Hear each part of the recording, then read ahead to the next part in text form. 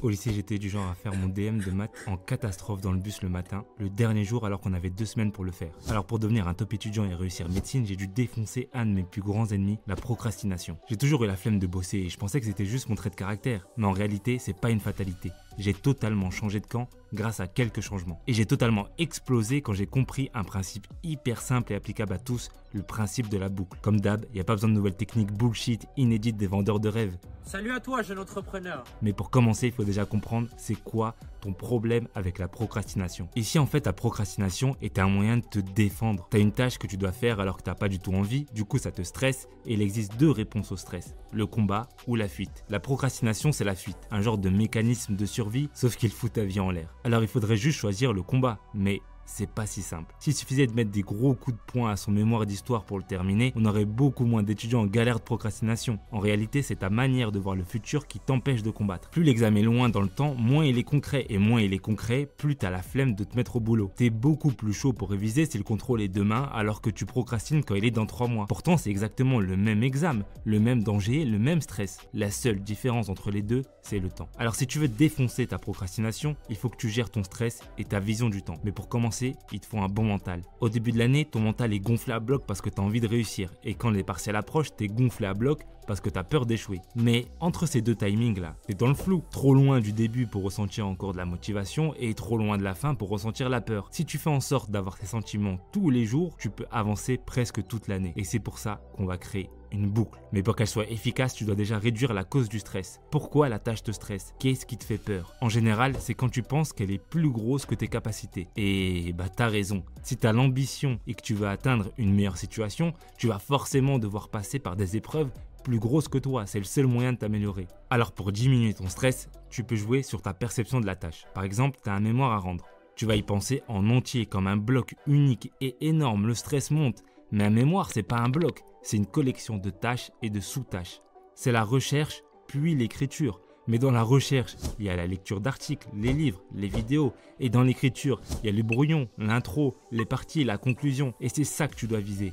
Avec un mémoire sur ta liste de choses à faire, c'est chiant. Mais ça devient beaucoup plus digeste et moins effrayant quand tu as juste la lecture de quelques articles à faire aujourd'hui. J'ai appliqué ce principe sur ma thèse et au final, je l'ai terminée 3 ans et demi avant la date limite. Alors que tout le monde avait la flemme de s'y mettre, je me donnais des objectifs tout simples. Par exemple, aujourd'hui, je dois juste faire une liste de 10 articles scientifiques sur le sujet. Demain, allez, j'en lis 2. Et puis, j'ai ajouté des articles, petit à petit, en m'intéressant au sujet, jusqu'à arriver à une centaine. Pour l'écriture, j'ai juste commencé par le squelette. J'ai eu beaucoup moins la flemme que si j'avais dû directement rédiger au fur et à mesure. J'avais juste à écrire comment les parties allaient s'enchaîner et hop, c'est magique. Et un autre jour, j'ai mis des phrases clés dans chaque partie pour les messages que je voulais faire passer. Le truc a pris forme sans que je m'en rende compte, beaucoup plus vite et en travaillant moins longtemps que si j'avais essayé de tout faire d'un coup. Tu vas me dire ok, sauf que moi, j'aurais eu la flemme dès le début quand il fallait faire une simple liste d'articles. Alors si tu n'as pas envie de bosser, tu dois garder 2 principes en tête. Commence par la tâche la plus simple possible et commence ta journée par ton travail. J'avais la flemme d'écrire même cette vidéo. Alors j'ai commencé par réviser mes cartes Anki sur mes cours de langue. C'est facile et rapide. Et une fois que j'étais au bureau, j'ai pu me lancer plus facilement dans le script. Et ça, je l'ai fait dès le matin, la première chose que j'ai faite de ma journée. Tu crées une sorte d'effet de boule de neige et c'est hyper simple de pousser le premier flocon. Et avec une bonne discipline, grâce à mon programme gratuit dispo en description, tu as de quoi pousser ta boule de neige très très loin. Ok, il reste toujours le problème de ta vision du futur. L'examen est trop loin, pas assez concret et tu n'as aucun plaisir en attendant. Il te faut donc du kiff, du concret et du court terme. C'est là qu'entre en jeu la méthode de la boucle. Et le principe est hyper simple. Au lieu de vivre ton semestre en ligne droite, de la rentrée à l'examen, tu vas créer des boucles de plus en plus petites. Une boucle, c'est un départ, un objectif, une récompense, puis un nouveau départ. Plus elle est courte, plus c'est facile de t'y mettre. En première année de médecine, j'avais une boucle principale. La semaine commençait le mardi, c'est le départ.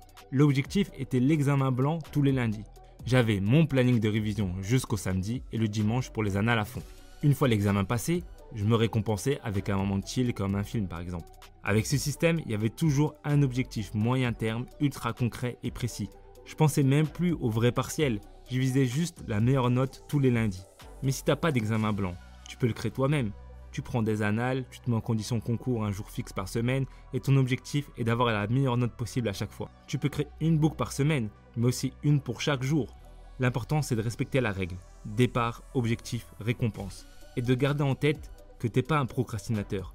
T'es juste quelqu'un qui ne savait pas encore comment gérer son travail. Alors, il suffit de changer ta méthode pour changer tes résultats.